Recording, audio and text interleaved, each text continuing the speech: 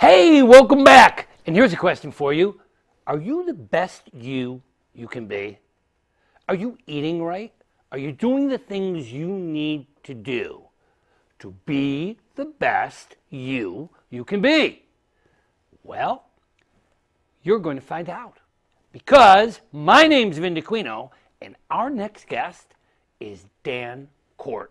Dan, you are a holistic specialist.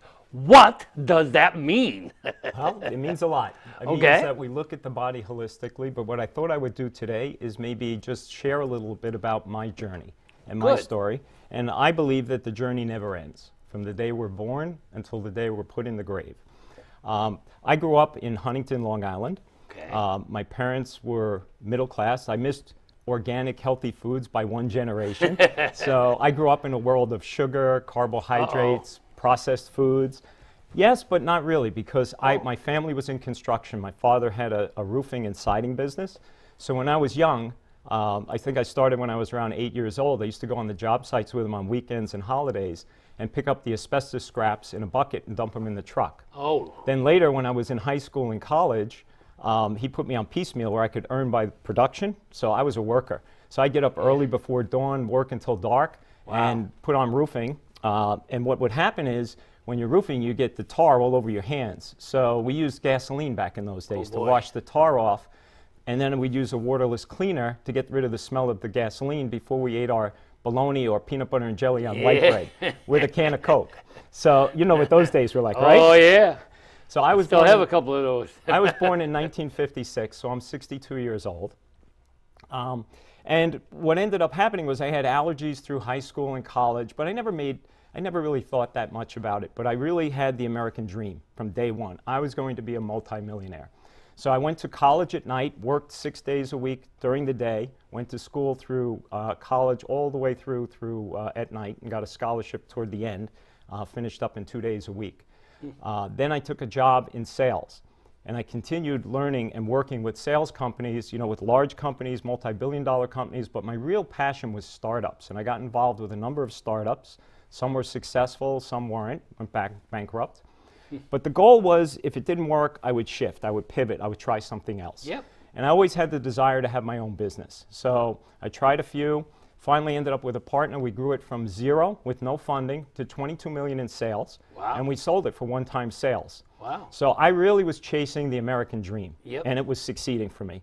And I thought I had total control over my life. I thought I had total control over my destiny. And then the unthinkable happened. It's a little difficult for me.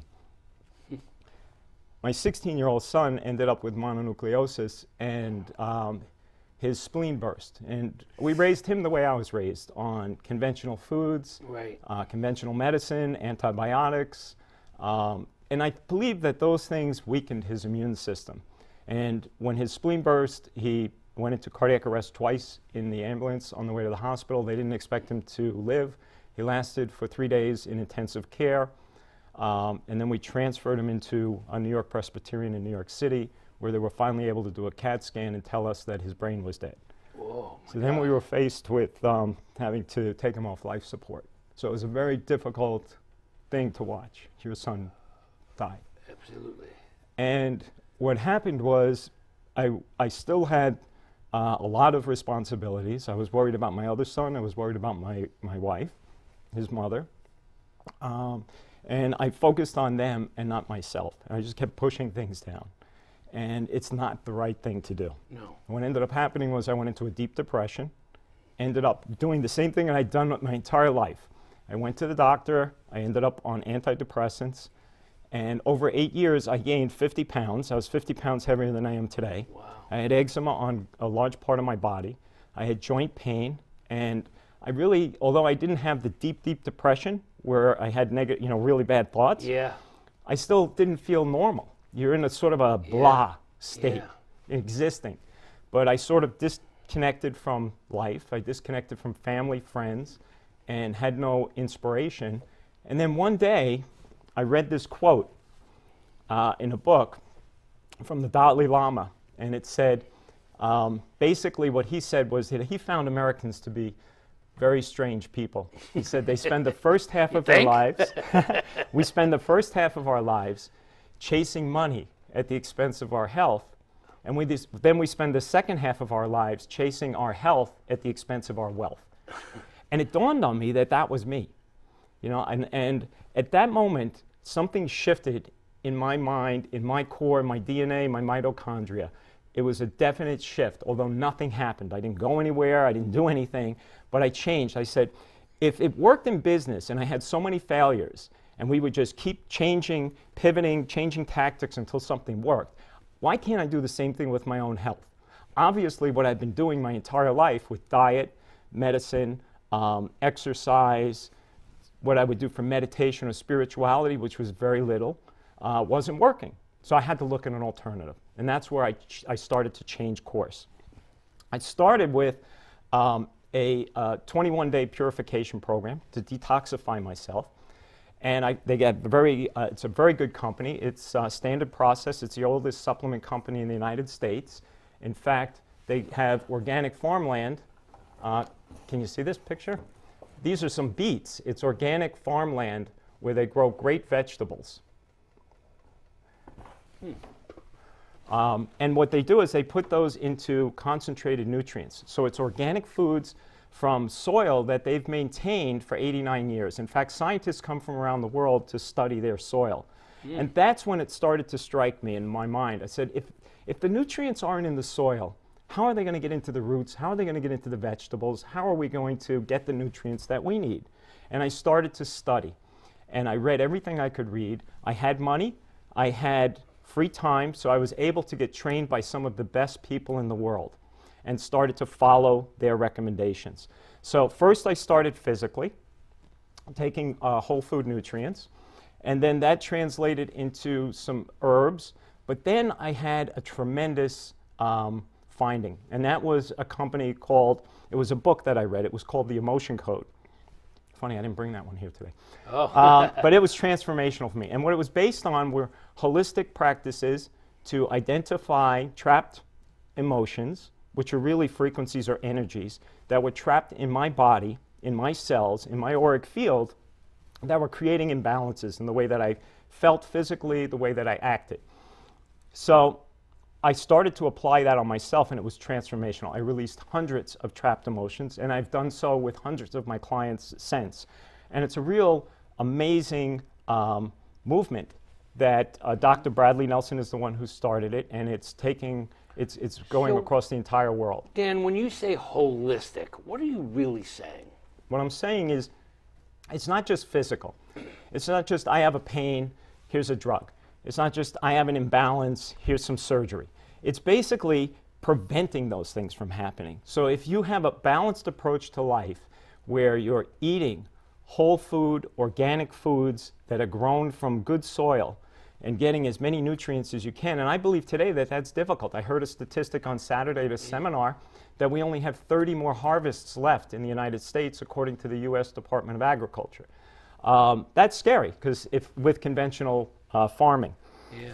There are movements around the world such as Trees for the Future, where I've become friends with John Leary, the executive director, and he's presenting at the UN on June 5th, and they feel they have a solution, and it's through organic farming methods. I remember growing up when people said, listen, they're putting so much chemicals in the foods that a Twinkie has a much longer shelf life than you do, that That's a Twinkie true. could last for years because of the stuff that's in it. Yeah.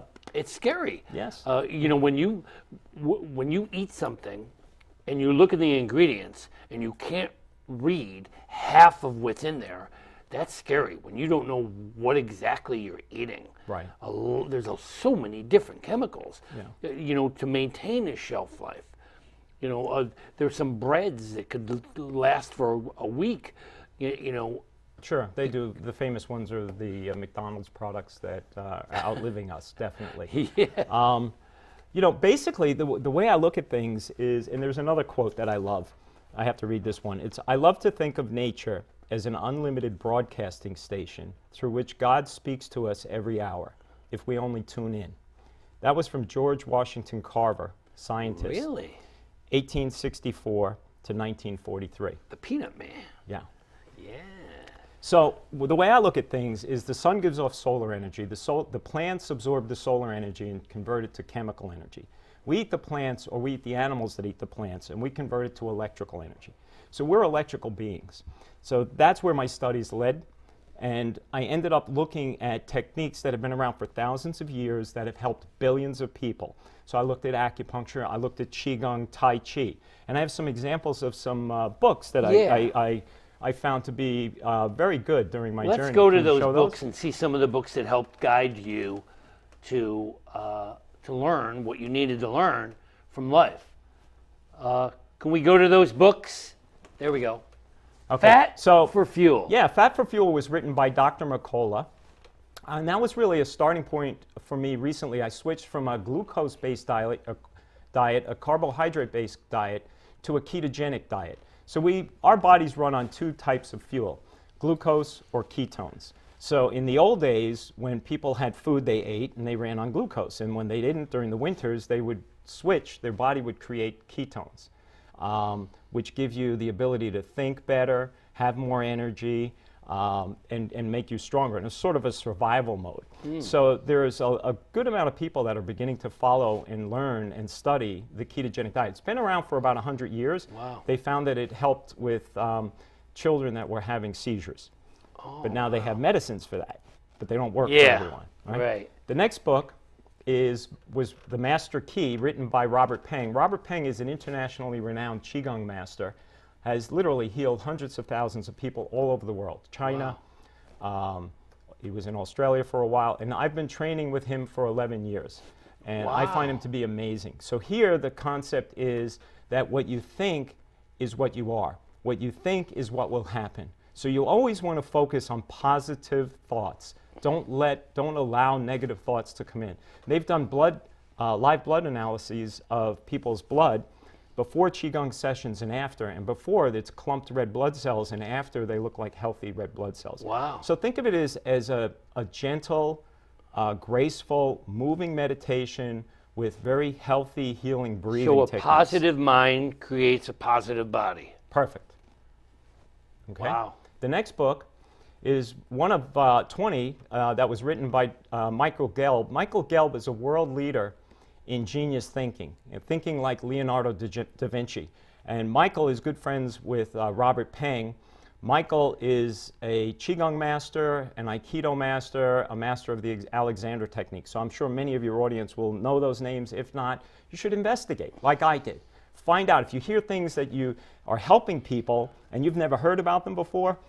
Go buy the book. Check it out. Look on the internet.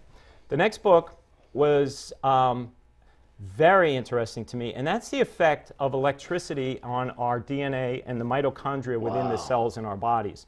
So there's growing bodies of evidence that since we're electrical beings, that strong electrical currents from devices like Wi-Fi. For years they've been saying that these electronic robots out there in the fields are dangerous to live near. Okay. And I know that there are people who said you need to be careful of that. As you're saying this, it's making so much sense to me because I do believe we're electrical beings. Yes.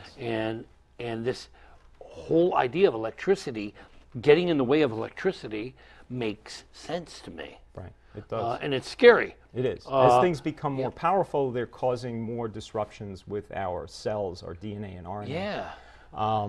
And they can cause cells to mutate, which is cancer. Right, exactly. And Wi-Fi devices, cell phones are just becoming more and more powerful. There's a resonance, it's called the Schumann resonance, and that's a resonance that emanates from the Earth, and it's been around for millions of years, and it's what all life is built upon. And what we're doing is we're creating our own static within nature's balance. And many scientists believe that this is one of the contributing causes to so many diseases. The food, the overuse of medications and drugs in so many cases. They're just dispensed. And I fear some of these teenagers who are living on electrical devices. You know, they have Yes. the phone up to their ear, they take it off, and they have these iPods, and then they go in front of these games, and they're in front of electrical impulses all the time. Right. That's scary. So the next book is by Tony Robbins. It's one of his books, and I'm sure most people have heard of Tony. Oh, for sure. So I had the pleasure of, I've been following him for years, but I went to UPW, Unleash the Power Within, last year in Newark, New Jersey, because I had to see for myself. You know, I had heard they were going to have large numbers of people, and in the stadium there were 14,000 Oh, wow. like-minded people from all over the world. Wow. For 4 days. It was an incredible experience, and I've taken other courses with Tony Robbins since, and it's just amazing what it does for you. What is his basic idea? Okay. Well, he's got so many. I Yeah. mean, he's in so many different areas. But what my takeaway, I was in the Business Mastery seminar in January, and one of my takeaways was proximity.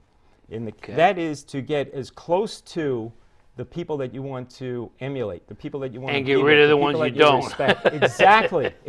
Yeah. And not necessarily cut them Avoid off, but don't negativity. Focus your energy on where you want to be, who you want to be. Connect with your higher purpose. That's the goal. And that's what I'm doing. I wouldn't even say I've done it. I'm finding a path to a higher purpose. Why am I here?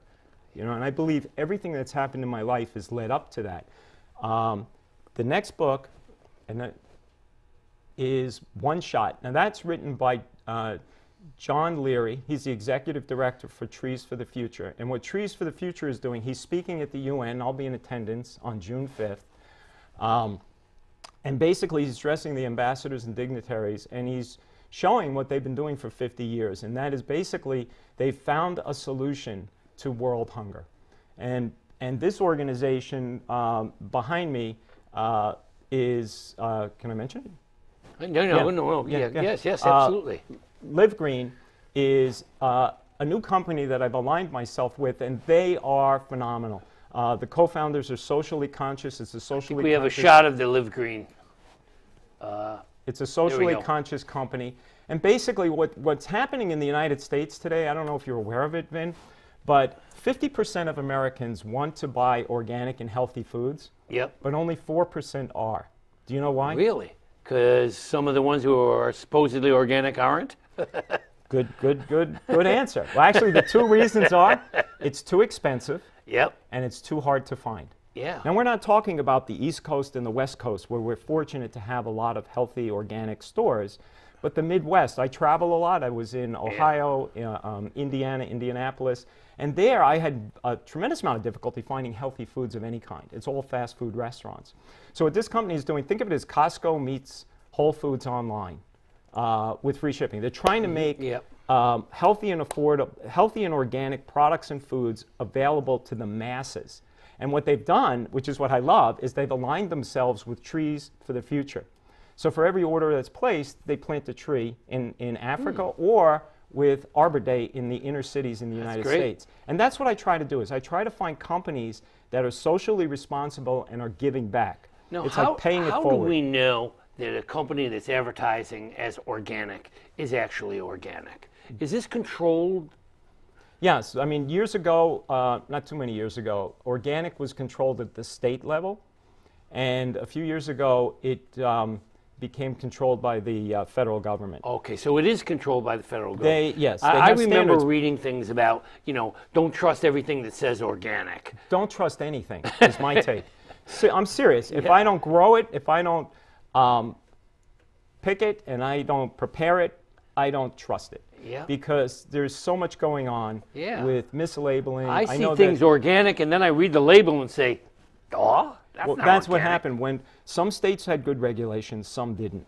When the federal government took it over, what ends up happening is you have the commercial food companies, which have spending a lot of money on lobbyists, influenced what qualified as organic. Yeah, and what unfortunately, that's true. You still have a book you haven't covered, The Complete Guide Fasting. Right. So what is that? Okay, so part of a ketogenic lifestyle is intermittent fasting. So you try to eat within a 6-hour window and let your digestive system and elimination system heal and repair itself during those other 18 hours. Sounds difficult, but most of that is when you're sleeping So anyway. standing up and shoving the food down your throat at the counter is not a good thing? What do you think? No, Vin, what do you think? I know, no, I hear you. And how do That's Americans story, eat? I was a teacher, and when the class was done, by the time I got to the cafeteria, I had like 6 minutes to eat, and I just shoved it down my throat and ran back to class. And unfortunately, Americans, it's an American society. Right. We're always running. I don't know where we're running to. But Vin, is it working? Of course not. Are we happier? Are we healthier? Yeah, Are we smarter? No, and that's what we need to do. Is we need to you're change. Right. We need to change. And the government. We can't change rely on the is not government easy. doing it. We can't rely on the government doing it. Yeah. We can't count on organizations doing it. It has to start with each individual. We're all the same. I always say you want to know what my race is? My race is the human race. There you go. What's my home? My home is the planet. It's the earth. Yep. So why would I destroy my race through negativity, through prejudice? And why would I destroy my planet by putting poisons into it and killing it for future generations? We've been doing it for years. Yeah, we've been doing it for years, but you know what? It's time to stop because we don't have that many more years Change is left. the most difficult. In my last 5 years of my teaching career, I taught teachers instead of students. And it was very difficult because they're creatures of repeating a repetitive way of life that they don't want to change from. And getting them to change was very difficult. This is the way we've always done it. Doesn't mean it's right, it just means that's the way you've always done it. Right. And change isn't easy. Right, but you know what? We can do it. And you know what? You saw a president get elected by using a different tool. He didn't go through conventional politics. He went to the people directly, and that's what we have to do. We have this tremendous tool in social media. We need to make it a grassroots effort. We need to make the planet better. We need to make ourselves better. We need to educate our children and our grandchildren, because otherwise there's going to come a generation where they're going to be born and they're going to all be born sick. And then what's going to happen? Unfortunately, many Americans change only by trial by fire. And they have to get burned. They have to suffer a great loss. People our generation, all right? So I want to help as many. I'm 62. Can I tell them? No. No? Okay. I don't want anyone to know how old I really am. I asked him how old he was before we started, so I know. I'll keep the secret to my grave. Oh, no.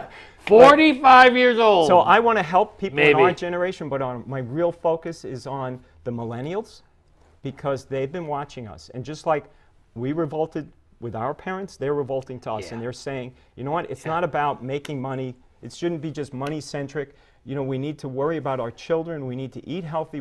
They're looking at us, and they're seeing, all my contemporaries are getting sick left and right. Dan, let me tell you Cancer, something. diabetes. A Heart neighbor disease. of mine who is 3 months younger than me is risking the opportunity, risking the chance of ending up in a home the rest of his life.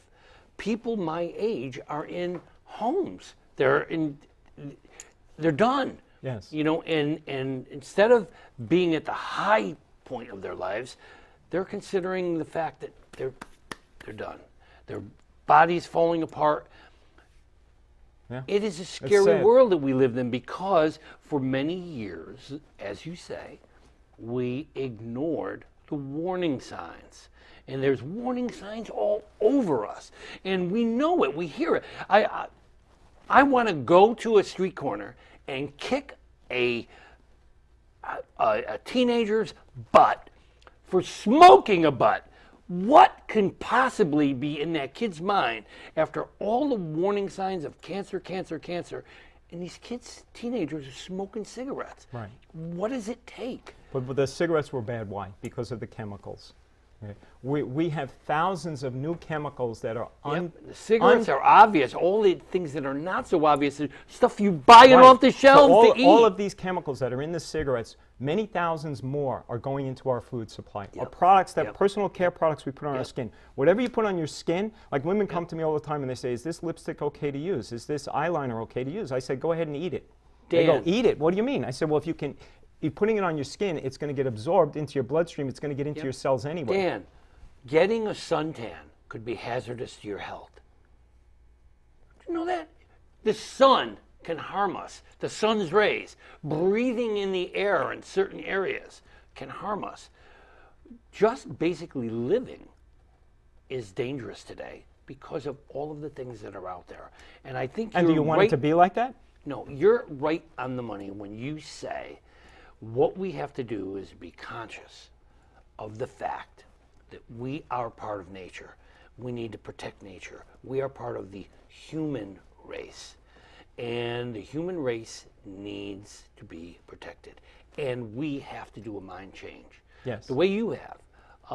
The key is to act. Yes. Not to just talk the rhetoric. It's to act, to do something, and it can be a small change, a small shift. So I'm going to call on you to act right now. Okay. Because we have 2 minutes Wow, left. went fast, man. Look into that camera Okay. right there.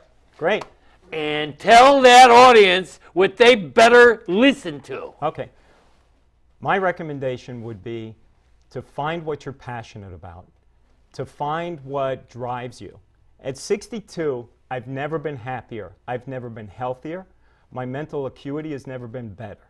I plan on living, I don't necessarily want to live one day longer than I normally would have, but I want every single one of those days to be vital, to count for something, and to leave this world in a better place than it was when I got here. And I need your help. We all need to work together. You need to act. You need to do things. The best way to show people is start buying healthy products. Don't buy the poison. You don't know what's healthy. You don't know what's poison. Go to organizations like Think Dirty or EWG. They're great. EWG.org is a great nonprofit organization that tells you what's in products. Educate yourself.